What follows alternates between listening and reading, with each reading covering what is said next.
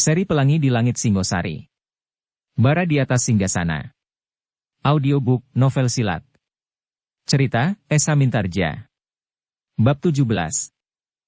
Ketika ketiga putri itu berjalan ke Sanggar Pamujan, maka para emban itu pun mengikutinya. Semakin lama semakin banyak. Bahkan hamba-hamba istana yang lain pun mengikutinya pula di belakang. Sejenak kemudian maka ketiga putri itu pun telah memasuki Sanggar Pamujan.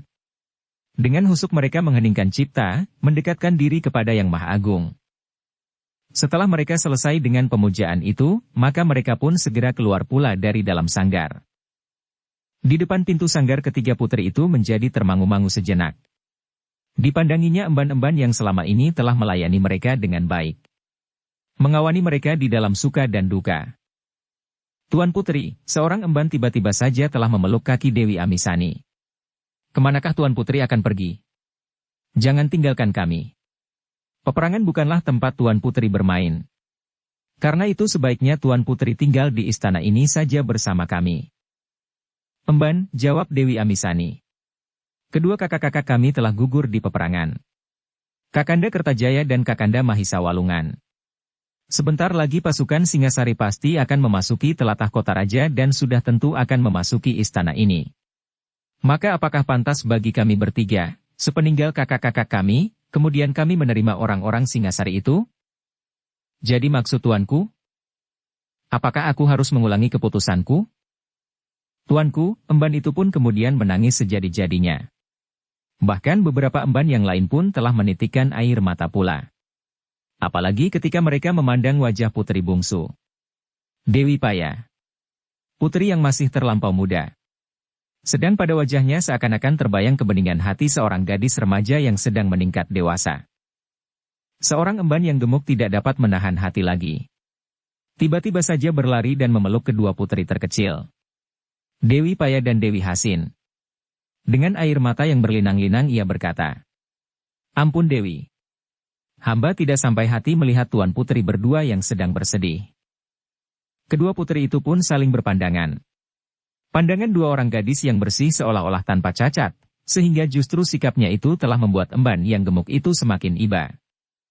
Tetapi Dewi Amisani kemudian berkata, "Marilah kita bersikap sebagai keluarga terdekat dari Maharaja Kediri, jangan cengeng seperti anak-anak. Saat ini bukanlah waktunya." Dewi Amisani berhenti sejenak, lalu, "Sebentar lagi pasukan Singasari pasti sudah akan memasuki ruangan ini dan setiap ruangan di dalam istana. Kami bertiga akan menunggu mereka di Paseban. Dan akulah yang akan duduk di Singgasana." Dewi, para emban itu berdesah. Tetapi Dewi Amisani sudah berkeras hati untuk pergi ke ruang Paseban dalam. Ruang yang selalu dipakai oleh Sri Baginda untuk berbincang dengan lingkungan yang agak terbatas. Ketika ketiga putri itu memasuki Paseban, maka beberapa orang emban akan mengikutinya. Namun Dewi Amisani berkata, "Biarlah kami bertiga saja yang akan menemui mereka apabila pemimpin mereka memasuki ruang ini." Tidak seorang emban dan hamba istana pun yang berani memaksa. Mereka dengan gelisah menunggu di luar pintu bersama dua orang prajurit Kediri yang sedang bertugas. Sedang di ruangan lain dua orang senapati Singasari berdiri termangu-mangu. Mereka tidak tahu apakah yang sebaiknya mereka lakukan atas ketiga putri adik Sri Baginda Kertajaya itu. Yang dapat mereka perbuat hanyalah menunggu. Sebab mereka pun yakin bahwa pasukan Singasari pasti akan memasuki istana ini meskipun seandainya hari akan disaput oleh gelapnya malam. Seisi istana itu menjadi berdebar-debar oleh guntur yang sahut-menyahut di udara. Hujan yang lebat pun kemudian seolah-olah tercurah dari langit, sehingga suasana di seputar istana itu menjadi suram, sesuram hati ketiga putri yang kini sudah memasuki Paseban dalam. Dalam curahan hujan yang deras, dan senja yang mendatang, maka pasukan Singasari telah merayap maju memasuki seluruh bagian kota. Para prajurit Kediri tidak dapat lagi bertahan setelah orang-orang kebanggaan mereka gugur di peperangan. Karena itu, maka suatu saat perlawanan para prajurit Kediri benar-benar telah patah. Demikianlah, maka di saat-saat gelap malam mulai menyentuh bumi Kediri yang pernah menguasai daerah yang luas, pasukan Singasari telah memenuhi seluruh kota raja. Sri Rajasa Batara Sang Amurwa Bumi sendirilah yang memimpin induk pasukannya bersama dengan Mahisa Agni memasuki gerbang istana Kediri. Beberapa orang petugas di pintu-pintu gerbang tidak dapat berbuat apa-apa selain menyerahkan senjata-senjata mereka. Kedua senapati Singasari yang telah berada di halaman istana itu pun segera menyongsong pasukan Singasari yang basah kuyup namun memanggul kemenangan itu. Sri Rajasa yang melihat kedua senapati itu pun segera bertanya. "Heh, apakah pesan Sri Baginda Kertajaya sudah disampaikan kepada adik-adiknya?" "Hamba tuanku," jawab salah seorang dari kedua senapati itu. "Di mana senapati Kediri itu sekarang?" "Sayang, ia pun telah menghembuskan nafasnya yang penghabisan." Sri Rajasa mengerutkan keningnya. Namun kemudian kepalanya pun terangguk-angguk. "Di mana keluarga Sri Kertajaya yang terdekat itu sekarang? Aku ingin menemui mereka. Aku harus menjelaskan bahwa tidak ada permusuhan di antara kita. Bahwa Singasari terpaksa menyerang Kediri adalah karena cita-cita penyatuan dari daerah yang menjadi terpecah belah karena kekeliruan sikap dan tindakan Sri Kertajaya. Mereka ada di dalam istana. Tuanku." Sri Rajasa mengangguk-anggukan kepalanya pula. Bersama pimpinan tertinggi Singasari mereka pun kemudian memasuki pusat bangunan istana setelah mereka melampaui beberapa longkangan dan gerbang-gerbang di setiap bagian.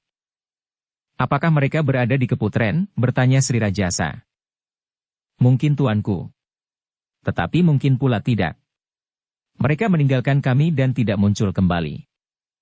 Sri Rajasa mengerutkan keningnya. Tetapi sejenak kemudian ia menunjuk ke suatu sudut yang agak terang. "Kau lihat beberapa orang emban yang berkumpul itu?" "Hamba tuanku." "Panggillah mereka." Senapati itu pun kemudian memanggil beberapa emban yang berdesak-desakan karena ketakutan. Prajurit-prajurit lawan yang memasuki istana dengan membawa kemenangan kadang-kadang bertingkah laku kasar dan mengerikan. Tetapi justru yang memimpin para prajurit itu Sri Rajasa sendiri, maka para prajurit pun tidak berani berbuat sekehendak hati mereka. Beberapa emban pun kemudian maju menghadap Sri Rajasa yang berdiri di serambi bangsal yang ternyata adalah bangsal Paseban Dalam. "Kaukah emban di istana ini?" bertanya Sri Rajasa. Dengan mengenali pakaian dan tanda-tanda kerajaan, maka para emban itu pun segera mengenal bahwa yang dihadapinya adalah pemimpin tertinggi Singasari. Karena itu mereka pun segera menyembah. "Hamba tuanku. Hamba adalah emban di istana Kediri. Aku mendengar bahwa Sri Baginda Kertajaya mempunyai beberapa orang adik perempuan selain Mahisa Walungan yang telah gugur itu."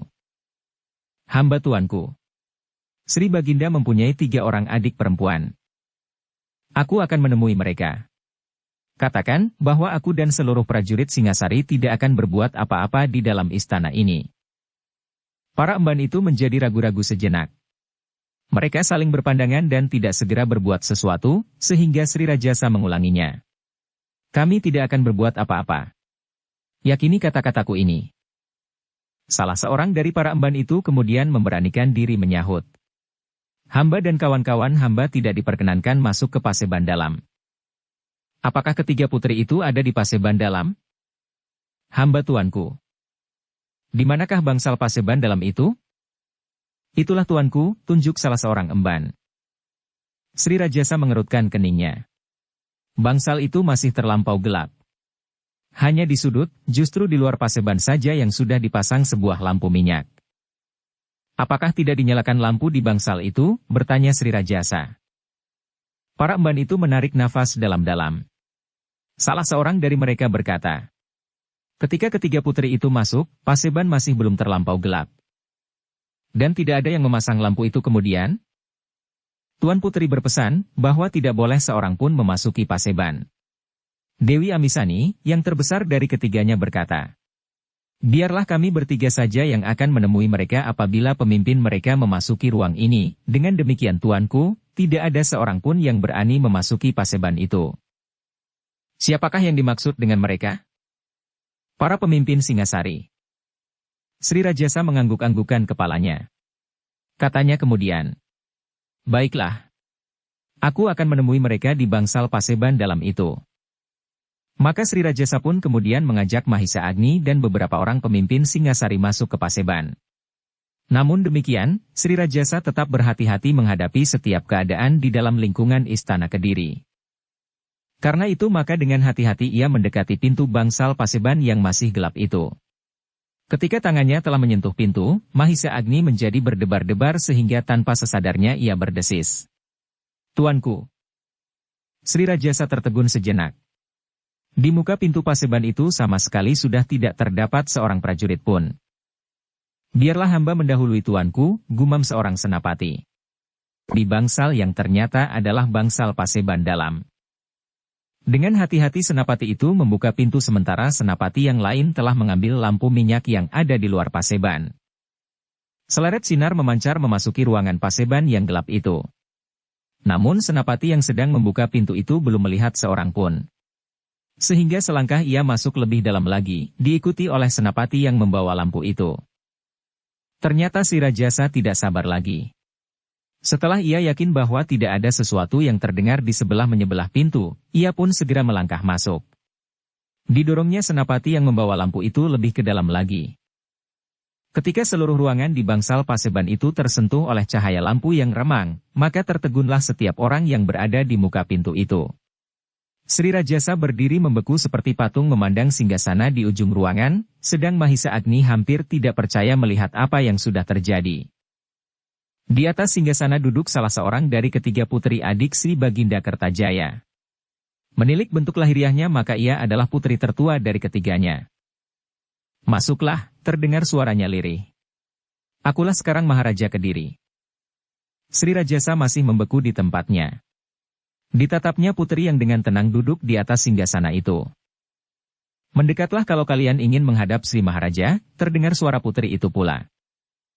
Seperti dipukau oleh sebuah pesona yang tidak terlawan, Sri Rajasa dan para pemimpin Singasari itu pun melangkah mendekat. Namun dada mereka pun menjadi semakin berdebar-debar. Mereka melihat kedua putri yang lain duduk memeluk kaki putri yang menyebut dirinya Maharaja Kediri. Tetapi langkah mereka terhenti ketika oleh cahaya lampu yang remang-remang mereka melihat noda-noda yang melumuri pakaian ketiga putri itu. Ternyata pada pakaian mereka yang putih seputih kapas itu melekat noda-noda yang berwarna merah. "Tuan Putri," tanpa sesadarnya Sri Rajasa berkata. "Apakah yang telah terjadi?" "Aku adalah Maharaja Kediri. Namaku Dewi Amisani." "Ya, Dewi Amisani. Aku adalah Sri Rajasa Batarasana Amurwabumi. Bukankah kau aku Tumapel?" Dada Sri Rajasa berdesir tajam. Namun ia tidak mempedulikannya lagi. Setapak ia maju mendekat. Dan ia kini melihat dengan jelas, bahwa kedua putri yang duduk di lantai memeluk kaki Dewi Amisani itu ternyata telah meninggal. "Dewi Amisani, apa yang telah terjadi?" Dewi Amisani tersenyum. Katanya, "Tidak ada apa-apa yang terjadi. Kami memang menunggu kedatangan kalian. Pemberontakan kalian telah berhasil. Kakanda Sri Baginda Kertajaya telah gugur dan Kakanda Mahisa Walungan pun telah gugur pula. Kini kalian telah berhasil memasuki istana. Supaya kemenanganmu sempurna maka seluruh keluarga Kakanda Kertajaya harus musnah." "Tuan Putri, apakah artinya?" Dewi Amisani tidak segera menjawab. Tetapi ketika Sri Rajasa maju selangkah lagi, Dewi Amisani berkata, "Sudah cukup. Jangan terlampau dekat dengan singgasana. Hanya keturunan darah Maharaja Kediri sajalah yang boleh menyentuh singgasana ini." "Tetapi, apakah maksud Tuan Putri?" Dewi Amisani tidak segera menjawab. Dipandanginya Sri Rajasa dan para pemimpin Singasari yang lain dengan tajamnya. Sejenak kemudian ia berkata, "Meskipun kalian dapat menguasai istana beserta seluruh isinya, namun kalian tidak akan dapat menguasai jiwa kami. Jiwa seluruh rakyat Kediri. Itulah sebabnya maka Kakanda Sri Kertajaya dan Kakanda Mahisa Walungan memilih gugur di peperangan." Sri Rajasa masih berdiri terpaku di tempatnya. "Kini kau melihat kedua adik-adikku ini pun telah memilih kebebasannya tidak kau tundukkan. Apakah yang telah terjadi dengan kedua putri itu?" bertanya Sri Rajasa. "Seperti Kediri. Kau dapat menguasai wadaknya, tetapi tidak jiwanya." "Tuan Putri," berkata Sri Rajasa, "bukan maksud kami untuk menguasai apapun dan siapapun. Kami tidak ingin menguasai Kediri jasmaniah dan apalagi rohaniah. Kami hanya ingin melihat satu negara yang besar yang bersama-sama kita bina. Selama ini Kakanda Tuan Putri telah berbuat beberapa kesalahan kepada rakyat Kediri sendiri dan terutama kepada kaum Brahmana. Terserahlah kepada penilaianmu Sri Rajasa." Tetapi kami sudah bertekad bahwa kami hanya akan menyerahkan wadak-wadak kami. Tuan Putri, tunggu. Jangan berbuat sesuatu. Kami akan dapat memberikan penjelasan. Dewi Amisani tersenyum. Sambil menggelengkan kepalanya ia berkata, hari menjadi semakin gelap. Juga bagi Kediri. Tidak. Kalau Tuan Putri bersedia, kami dapat berbuat sesuatu sesuai dengan keinginan Tuan Putri. Jangan mencoba membujuk. Niat kami sudah bulat. Dewi Amisani berhenti sejenak. Lalu, semuanya sudah bersiap. Aku memang menunggu kalian sejenak untuk mengatakan tekad kami. Kalian tidak akan dapat menguasai jiwa kami. Tuan Putri, Tuan Putri. Jangan maju lagi. Langkahmu hanya mempercepat penyelesaian. Sri Rajasa menjadi termangu-mangu. Ketika ia berpaling, di dalam cahaya lampu minyak yang samar-samar ia melihat Mahisa Agni menjadi tegang. Agni, berkata Sri Rajasa. Kau mempunyai kesempatan seandainya kau berhasil. Mahisa Agni menjadi berdebar-debar. Ia sama sekali tidak ingat lagi kepada dirinya sendiri. Tetapi hatinya menjadi seolah-olah tersayat melihat ketiga putri Kediri itu. Mintalah kepadanya, supaya putri itu menyadari keadaannya, desis Sri Rajasa. Tidak ada gunanya, Dewi Amisani lah yang menjawab. Siapapun yang akan membujuk aku. Tidak akan ada artinya. Sri Rajasa benar-benar kehilangan akal. Ia menjadi bertambah gelisah ketika ia melihat Dewi Amisani kemudian berdiri.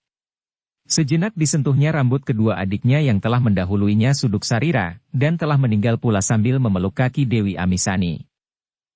Adik-adikku pun telah mendahului aku. Tuan Putri, Sri Rajasa berdesis.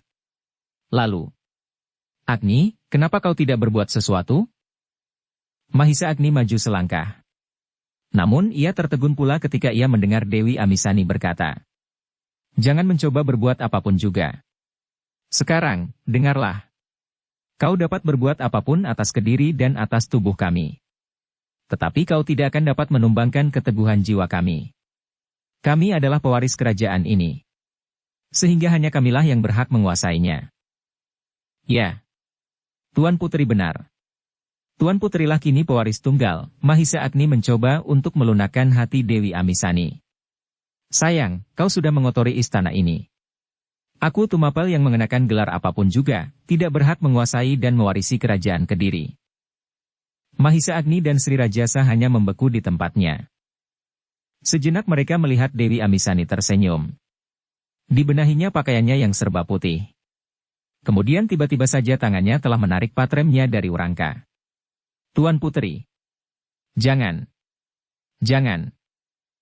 Dewi Amisani seolah-olah tidak mendengarnya. Katanya.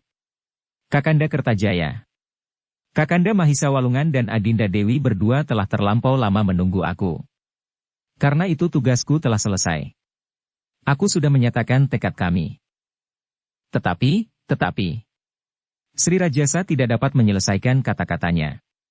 Tanpa sesadarnya ia berteriak. Dewi Amisani.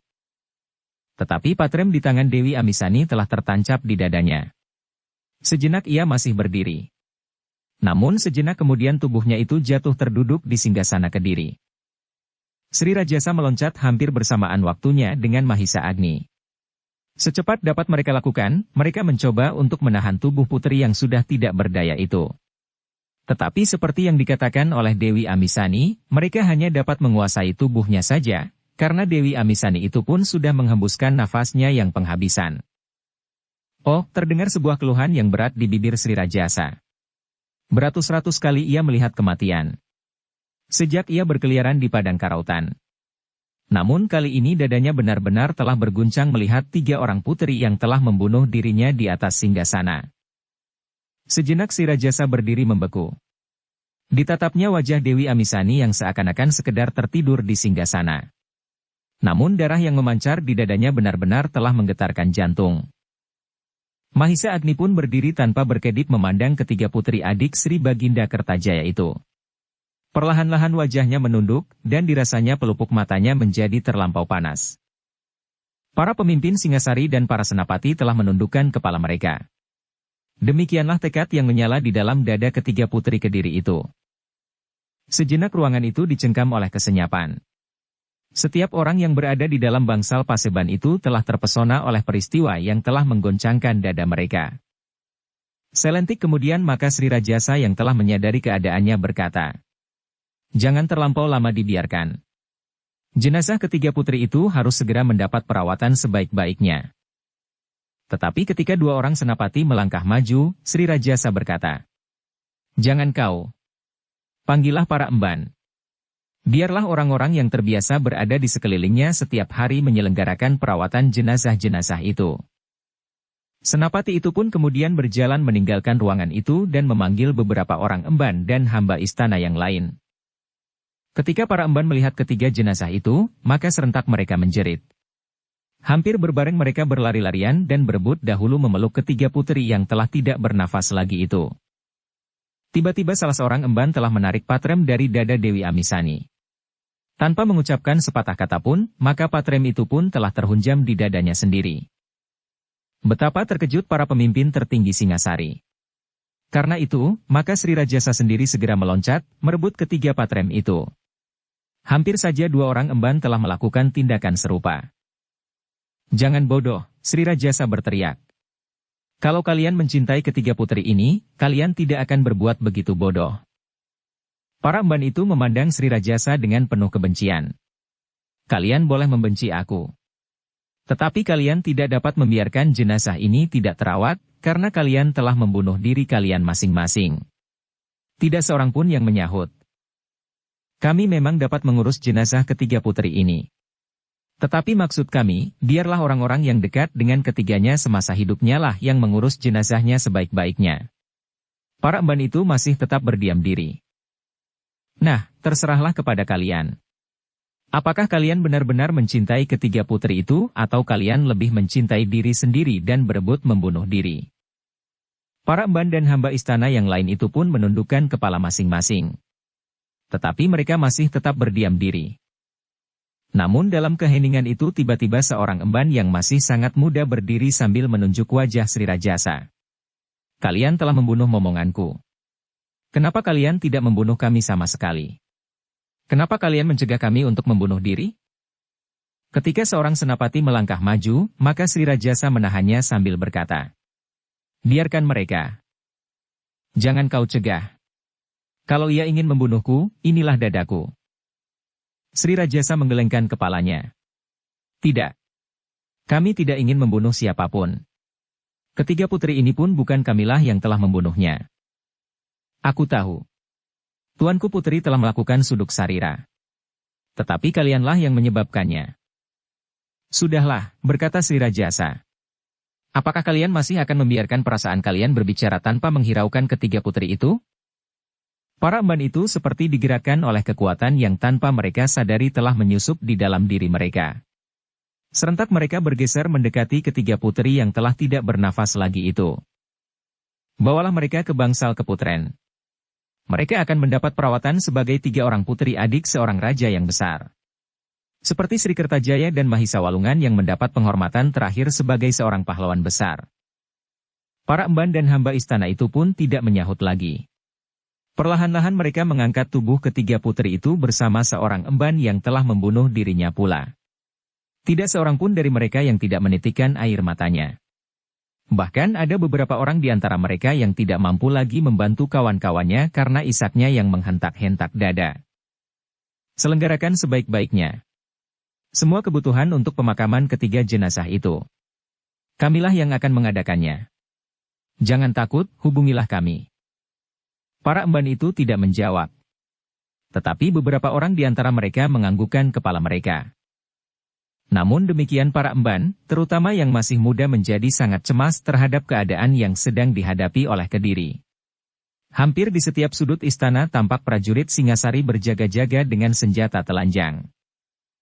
Seperti yang sering mereka dengar, prajurit yang berhasil memecahkan pertahanan lawan, kadang-kadang telah berbuat sesuatu yang tidak sewajarnya. Terutama terhadap perempuan-perempuan muda. Karena itu, hampir setiap emban telah membawa patrem pula di bawah ikat pinggang mereka. Mereka menganggap bahwa kematian adalah penyelesaian yang paling baik, daripada mereka jatuh ke tangan prajurit-prajurit yang masih berbau darah. darah orang Kediri sendiri. Tetapi ternyata bahwa prajurit Singasari tidak berbuat demikian. Betapa gilanya Ken Arok semasa mudanya, namun kini ia berusaha mengendalikan prajurit-prajuritnya. Ia menyadari betapa pahitnya seseorang yang dibayangi oleh ketakutan, dan betapa pedihnya seorang gadis yang mengalami perkosaan. Apalagi sikap Mahisa Agni yang merupakan salah seorang pemimpin Singasari yang dekat dengan Sri Rajasa, karena Mahisa Agni adalah kakanda permaisuri Singasari. Seperti Sri Rajasa, ia selalu mengawasi para prajurit Singasari yang berada di dalam istana, dan lewat para senapati, pengawasan yang serupa di seluruh daerah yang diduduki oleh prajurit Singasari. Demikianlah, di pagi harinya, pemakaman ketiga putri Kediri itu pun telah diselenggarakan dengan upacara kebesaran. Meskipun yang mengawal ketiga jenazah itu bukan prajurit Kediri, tetapi prajurit Singasari, namun semuanya dapat berlangsung sebaik-baiknya. Sejak saat itu, maka kerajaan Kediri telah tenggelam. Tidak ada lagi kekuatan yang dapat mempertahankan kehadirannya. Betapa prajurit yang gagah berani, tetapi kelengahan Sri Kertajaya karena kepuasan yang berlebih-lebihan telah tidak dapat menolong lagi. Sehingga akhirnya Kediri sampai pada puncak keruntuhannya, sebagai banjir bandang dari Singasari telah melandanya. Tetapi ternyata Sri Rajasa adalah benar-benar seorang yang bijaksana. Seolah-olah bukan kehendaknya sendiri, bahwa ia telah melakukan suatu tindakan yang sangat terpuji. Meskipun ia telah berhasil mengalahkan Kediri, tetapi Sri Rajasa tidak mempunyai maksud sama sekali untuk menduduki pusat kerajaan itu. Diserahkannya istana Kediri kepada keluarga Sri Kertajaya yang terdekat. Bukan saja untuk menguasai isi istana, tetapi juga memerintah telatah Kediri atas namanya. Mahisa Agni yang mengenal Ken Arok di masa mudanya, tidak dapat mengerti bagaimanakah sebenarnya sifat dan watak orang itu. Di padang Karotan ia adalah hantu yang paling menakutkan. Kemudian ia adalah seorang prajurit yang patuh dan memegang teguh kewajibannya. Di saat-saat Mahisa Agni kehilangan keseimbangan, justru Ken Arok dapat memberinya peringatan. Namun pada suatu saat, Ken Arok itu juga telah membunuh Empu Gandring, kemudian mengorbankan Kebo Ijo dan membunuh pula Aku Tunggul Ametung. Namun kini, setelah ia berhasil menghancurkan kekuasaan Sri Baginda Kertajaya, maka ia telah berbuat sebagai seorang raja yang terlampau bijaksana, seolah-olah Sri Rajasa itu sama sekali bukannya dan bahkan tidak ada sangkut pautnya dengan Ken Arok dan apalagi dengan hantu Karotan. Dengan demikian maka kemudian pusat kerajaan telah berpindah dari Kediri ke Singasari. Sri Rajasa kini memegang seluruh kekuasaan dari seluruh daerah Kediri, sehingga namanya pun kemudian menjadi semakin lama semakin besar. Setelah peperangan selesai, dan setelah beberapa saat Sri Rajasa beserta para pemimpin Singasari berada di Kediri untuk mengatur perpindahan pusat kekuasaan dan menyerahkan pimpinan atas kerajaan Kediri yang berada di bawah kekuasaan Singasari, maka datanglah saatnya Sri Rajasa Batara Sang Amurwa Bumi, dengan segala macam tanda kebesarannya sebagai seorang maharaja, kembali ke istananya di Singasari. Beberapa utusan telah mendahuluinya dan mempersiapkan penyambutan di istana Singasari. Mendengar berita tentang kedatangan Sri Rajasa maka gemparlah seluruh rakyat Singasari. Terutama mereka yang tinggal di sepanjang jalan yang akan dilalui Sri Rajasa. Tanpa diperintah oleh siapapun juga, maka hampir di setiap padukuhan telah dibuat gapura-gapura di depan regol. Rakyat yang dengan sepenuh minat ingin menyambut rajanya yang pulang dengan membawa kemenangan telah menghias padukuhan masing-masing dengan janur-janur kuning. Apalagi gapura kota Singasari. Di sepanjang jalan telah dibangun pula gardu-gardu untuk menempatkan seperangkat gamelan. Gamelan itu kelak apabila Sri Rajasa bersama iring-iringannya lewat, akan mengumandangkan gending-gending kemenangan.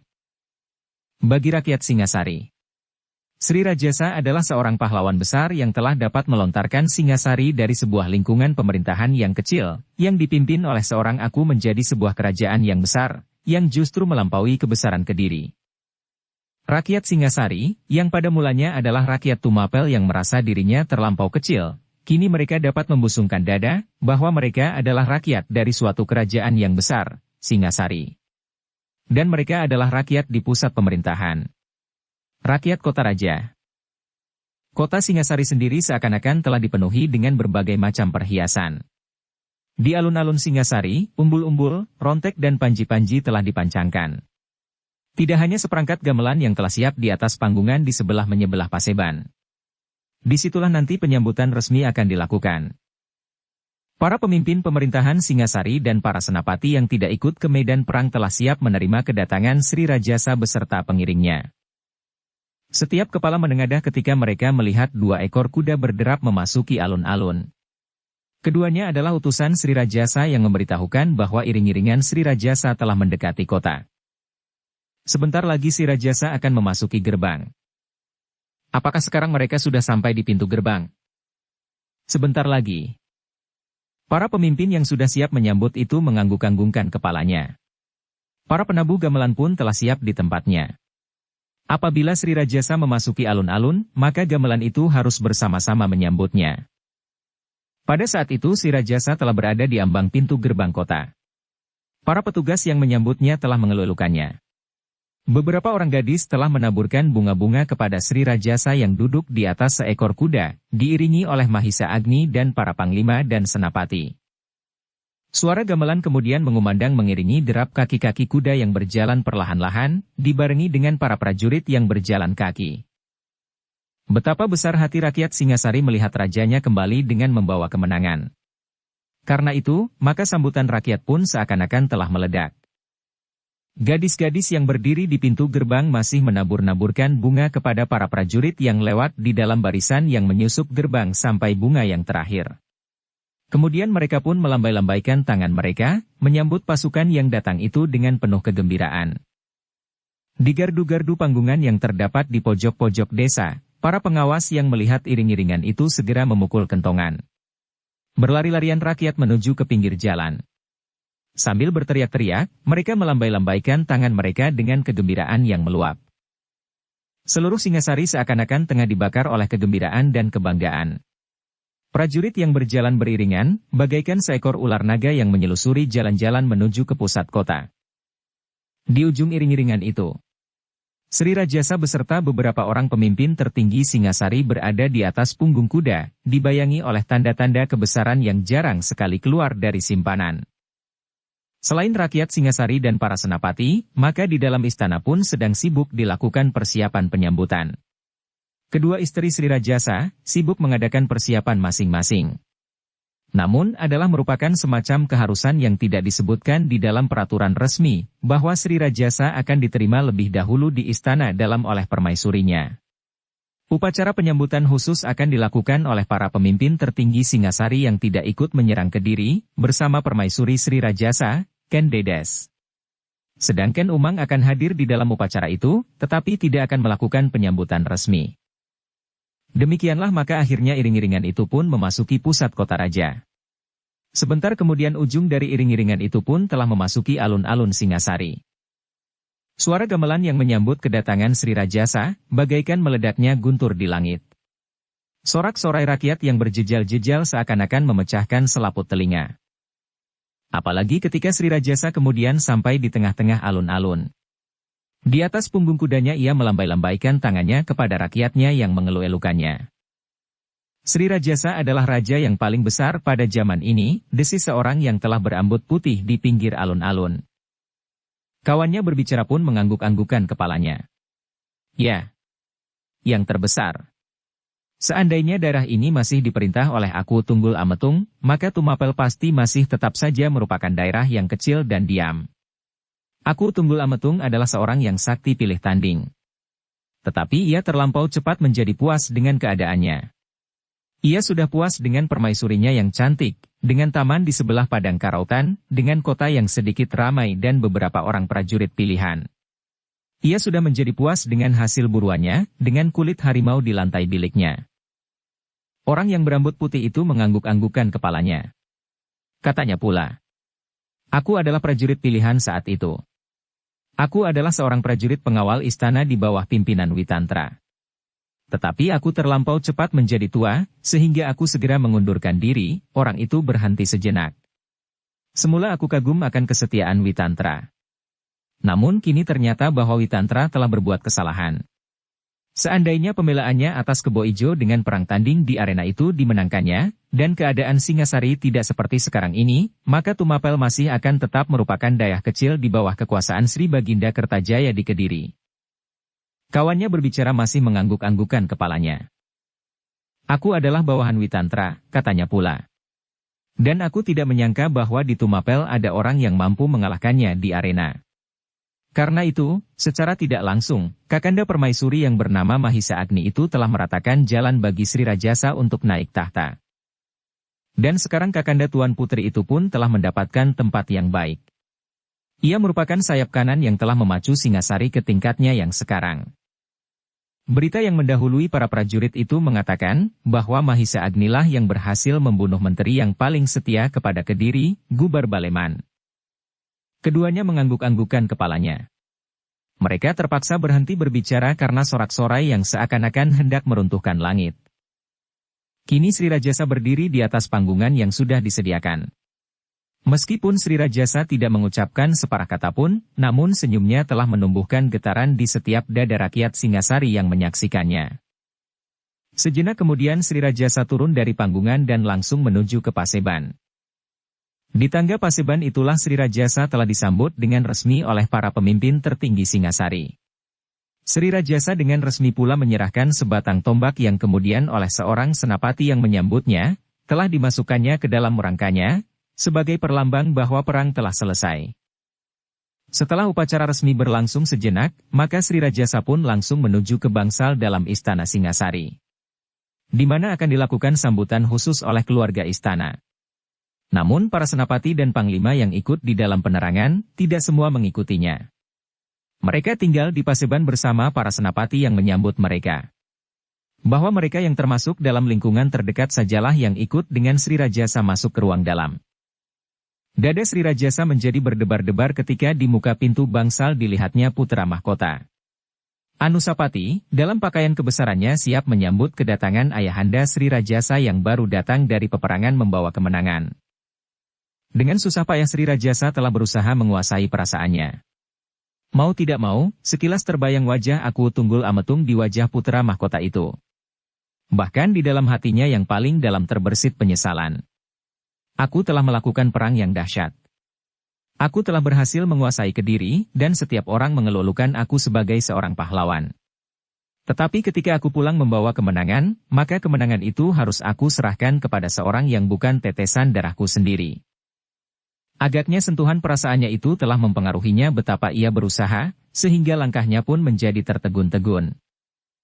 Namun adalah di luar tata upacara penyambutan, ketika tiba-tiba seorang anak laki-laki berlari mendahului putra mahkota menyambut kedatangan Sri Rajasa.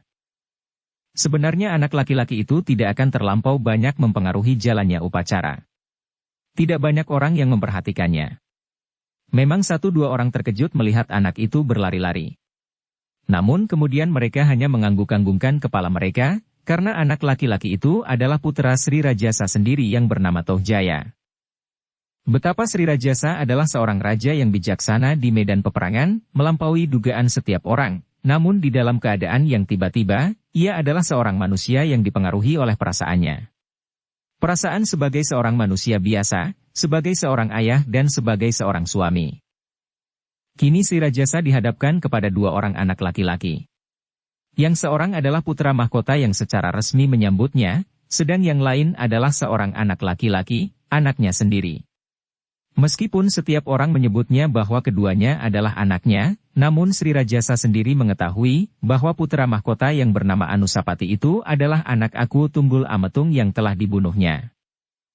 Karena itu, di dalam keadaan yang tiba-tiba, tanpa kesempatan untuk mempergunakan nalar, Sri Rajasa telah berbuat seperti sewajarnya manusia.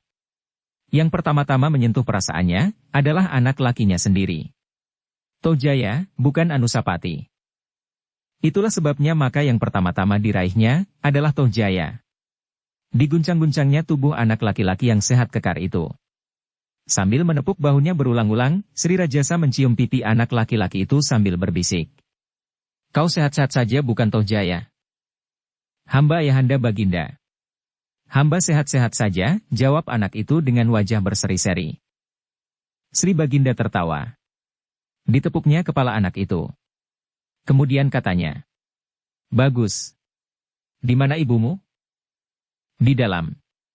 Ibu berada di dalam bangsal, tetapi duduk di belakang Ibu Permaisuri. Kenapa ibu tidak boleh duduk berjajar dengan Ibu Permaisuri? Hus, Sri Rajasa berdesis. Tetapi ia tertawa sambil bergumam. Inilah namanya mulut anak-anak. Duduklah di tempatmu. Tohjaya memandang wajah ayahnya dengan kecewa. Namun kemudian didorongnya anak itu sekali lagi sambil berkata, kembalilah ke tempatmu. Tohjaya pun kemudian berjalan kembali ke tempatnya. Ketika ia lewat di samping Anusapati, ia masih sempat mencibirkan bibirnya. Anusapati sama sekali tidak menanggapinya. Tetapi agaknya ia lebih terikat pada keharusan menyesuaikan diri dengan tata upacara, sehingga ia tidak dapat berbuat sebebas adik tirinya, Tohjaya. Apalagi sifat pribadi Anusapati memang sangat berlainan dengan sifat Tohjaya yang lebih terbuka, bebas dan merasa dirinya dapat berbuat apapun tanpa dimarahi oleh ayahanda Sri Rajasa. Serta dengan penuh kesadaran ia mengerti bahwa ia adalah putra tersayang orang yang paling berkuasa di Singasari, dan yang kini bahkan menguasai seluruh daerah Kediri. Peristiwa yang tampaknya kecil itu memang tidak mempengaruhi keseluruhan upacara.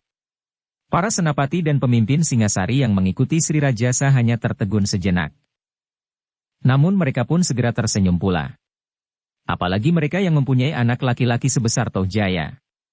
Mereka pun telah terbayang wajah anak-anak mereka, seolah-olah mereka pun ingin segera memeluknya pula. Tetapi mereka masih harus menyelesaikan upacara itu, barulah mereka boleh pulang ke rumah masing-masing. Tetapi peristiwa yang sekejap itu benar-benar telah membekas di dada beberapa orang. Sri Rajasa sendiri kemudian segera melupakannya. Ia pun segera melangkah maju. Sambil tersenyum pula betapa hambarnya ia mengangguk-angguk ketika putra mahkota secara resmi berlutut di hadapannya dan membungkukkan kepalanya dalam-dalam sambil menyembah. Dengan ujung jari-jarinya Sri Rajasa menyentuh punggung anak itu sambil berkata, terima kasih anakku. Bangkitlah. Anusapati pun kemudian bangkit dan berdiri sambil menundukkan kepalanya. Dengan ujung jarinya pula Sri Rajasa mengangkat dagu Anusapati sambil berkata, kau tampak pantas sekali dengan pakaian kebesaranmu Anusapati. Anusapati menjawab tersipu-sipu. Terima kasih ayahanda. Bagus. Kau memang pantas menjadi seorang putra mahkota. Nah, duduklah. Namun senyumnya telah menumbuhkan getaran di setiap dada rakyat Singasari yang menyaksikannya. Anusapati pun kemudian dibawa oleh seorang senapati kembali ke tempatnya, di sisi sebelah kanan singgasana Sri Rajasa. Hal itu pun seolah-olah tidak menumbuhkan sesuatu masalah di dalam upacara itu. Sri Rajasa sudah memenuhi adat sebagai seorang raja yang menerima sambutan seorang putra mahkota. Namun di dalam kesempatan itu, hati Ken Dedes, permaisuri Singasari benar-benar telah tertusuk. Bukan saja karena Tohjaya seakan-akan merebut kesempatan pertama menerima salam Sri Rajasa setelah membawa kemenangan dari medan perang, tetapi sikap Sri Baginda sendiri telah benar-benar melukai hati permaisuri. Sebagai seorang permaisuri ia sudah mendapat tempatnya tersendiri. Duduk di sebelah kiri Sri Rajasa. Sedangkan Umang, sebagai istri kedua Sri Baginda, duduk di belakangnya. Tetapi ternyata, hati Ken Dedes sebagai seorang istri benar telah pecah. Ketika Sri Rajasa menerima sambutan Tohjaya, maka Sri Rajasa telah bertanya kepada anak itu, di mana ibumu? Tetapi kepada Anusapati Sri Rajasa sama sekali tidak bertanya tentang ibunya. Mungkin karena tempat permaisuri yang sudah pasti itulah yang menyebabkan Sri Rajasa tidak bertanya. Namun sebagai seorang perempuan, sebagai seorang istri, Ken Dedes benar-benar telah tersinggung karenanya. Ternyata bukan saja Ken Dedes yang telah diguncang hatinya di dalam peristiwa itu. Mahisa Agni, yang berdiri di belakang Sri Rajasa pun terpaksa meraba dadanya. Hatinya benar-benar bergejolak, ketika ia melihat perbedaan sikap di saat-saat Sri Baginda menerima sambutan kedua anak laki itu. Di medan perang Mahisa Agni benar-benar telah mengagumi Sri Rajasa. Sri Rajasa sebagai seorang prajurit yang berani, tangguh dan yang akhirnya dapat menyelesaikan tugasnya dengan baik, bahkan berhasil mengalahkan dua senapati besar dari Kediri, kakak beradik Mahisa Walungan dan Sri Baginda Kertajaya sendiri. Kemudian Mahisa Agni pun mengagumi sikap Sri Rajasa sebagai seorang yang berjiwa besar, yang pantas untuk memegang tampuk pimpinan suatu kerajaan yang besar seperti Kediri yang kemudian dipindahkan ke Singasari tanpa memadamkan sama sekali kekuasaan yang ada di Kediri. Namun tiba-tiba kini ia melihat Sri Rajasa sebagai seorang manusia, sebagai seorang laki-laki yang tidak dapat berdiri adil di antara kedua istrinya dan sebagai seorang ayah yang tidak adil terhadap anak-anaknya, Meskipun Mahisa Agni pun tahu bahwa Anusapati itu bukan anak Ken Arok, bahkan Mahisa Agni tahu dan meyakini bahwa Ken Arok itulah yang telah membunuh ayah Anusapati. Dengan demikian maka Mahisa Agni menjadi bingung bagaimana ia harus bersikap dan memandang terhadap Sri Rajasa. Sri Rajasa adalah wujud gabungan dari keperwiraan yang paling jantan, keberanian dan kebijaksanaan, tetapi juga wujud yang utuh dari kejahatan dan kebencian, kedengkian dan warna-warna hati yang gelap lainnya. Di dalam pandangan mata hati Mahisa Agni, Sri Rajasa adalah wadah dari segala sifat dan watak manusia yang beraneka warna dengan segala macam perwujudannya. Bahkan di dalam gelora hati yang serasa membakar dadanya, karena Mahisa Agni melihat mata Ken Dedes yang basah, Mahisa Agni tanpa sesadarnya telah menilai dirinya sendiri. Betapa dahsyatnya Sri Rajasa. Ia mampu membunuh Sri Baginda Kertajaya. Tetapi betapa tinggi ilmunya, ia tidak akan jauh atau bahkan tidak melampaui kemampuan yang aku miliki sampai taraf ini. Mahisa Agni menelan ludahnya. Dan dengan mata yang menyala ia berkata pula di dalam hatinya. Segala macam sifat dan sikap itu memang harus diimbangi.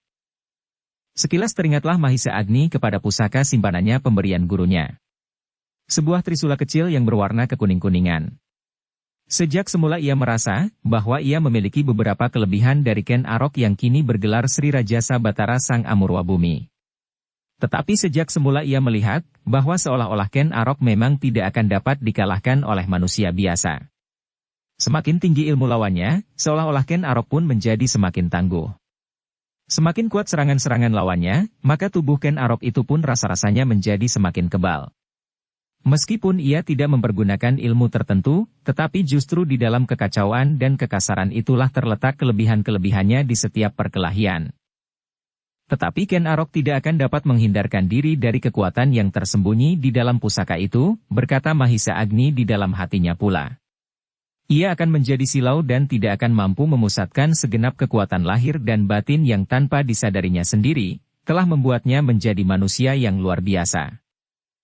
Mahisa Agni itu tersadar ketika seorang senapati mempersilahkannya duduk di sebelah putera mahkota, Anusapati. Seperti terbangun dari tidur, Mahisa Agni tergagap sejenak.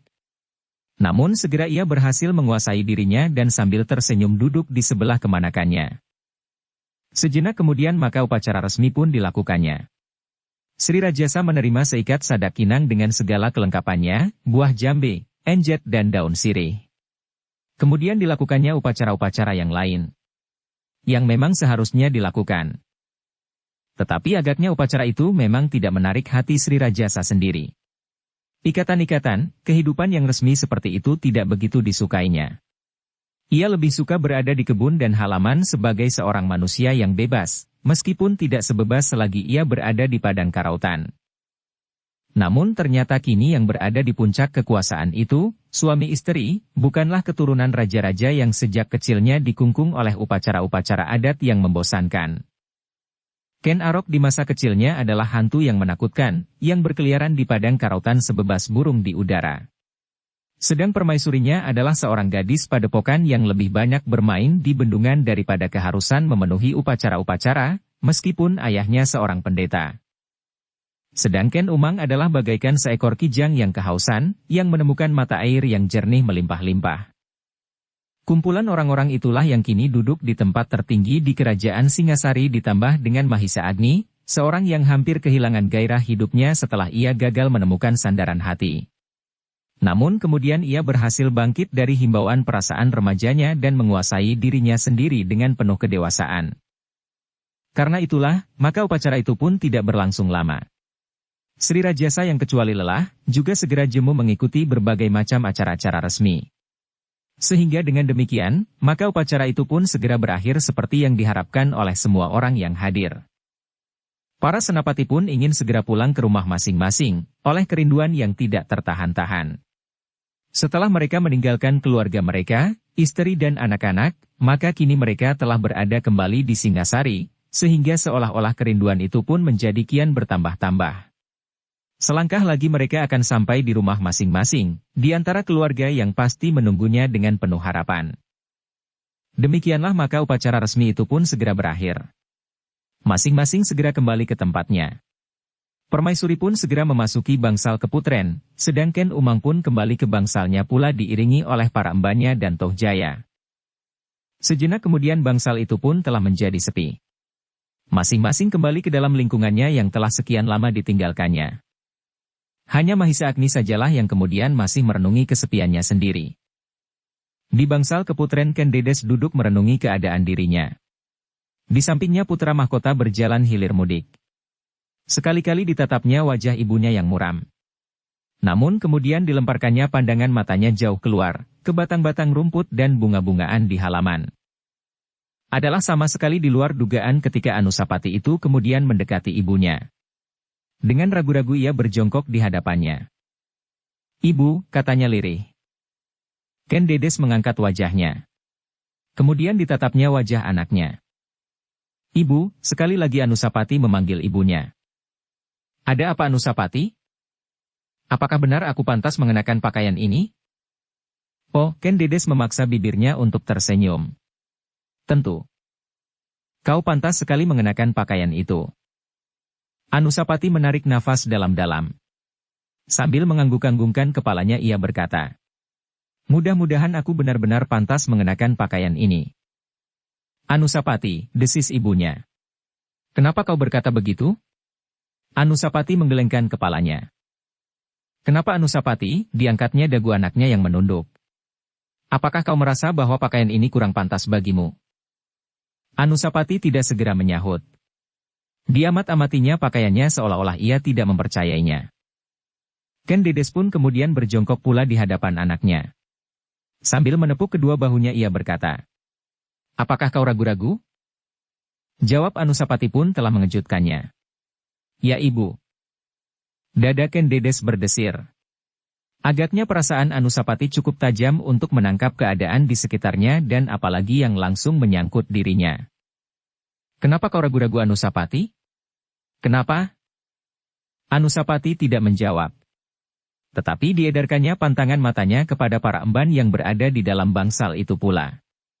Seakan-akan ada sesuatu yang akan dikatakannya, tetapi tidak boleh didengar oleh orang lain. Bersambung ke bab 18. Dukung kami dengan subscribe, follow, like, komen dan share. Terima kasih.